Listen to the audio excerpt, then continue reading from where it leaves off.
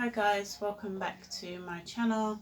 I just wanted to pop in and talk about who really wins when leaders say things like, you know, if you do X, we will come down hard on you, that kind of thing, that kind of punitive kind of talk. Yeah, so I'm not talking about Buhari's tweet, although the world has spoken about the fact that he sent, or his aide sent out this tweet that alluded to the Biafra war and basically was saying that if these people don't stop, then we'll talk to them in a language they understand, right? It's the kind of thing maybe when you're growing up, your mum or your dad might have said when you're playing around and you can't hear, and they say something like, who can't hear will feel, and if you don't hear, I'm going to give you something to hear, that kind of thing. It used to happen in the Caribbean anyway, right?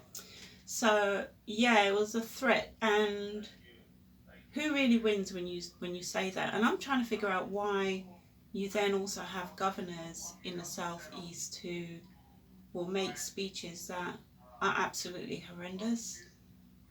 When they'll speak about human life as though it's meaningless. And I really do feel that African people have learned that African life is or has no value or is of little value.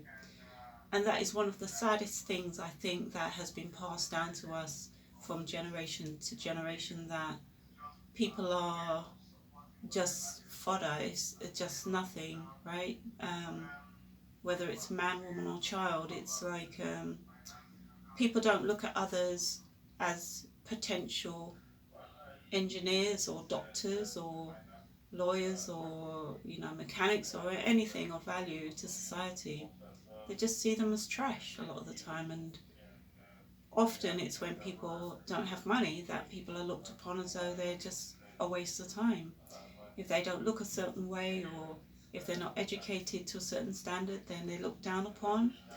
But I think that one of the things we need to work on is to re-establish a value to African lives.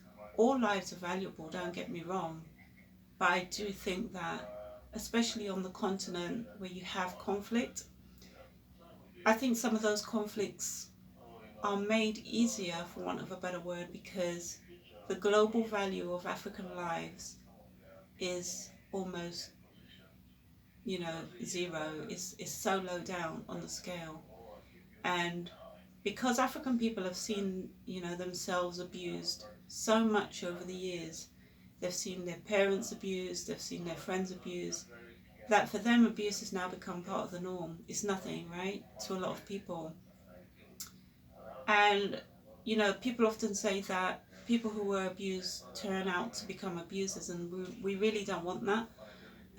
But often it is the case, and I just think it's time for us to recognize our value. So look back at our greatness, look back at what, who we were as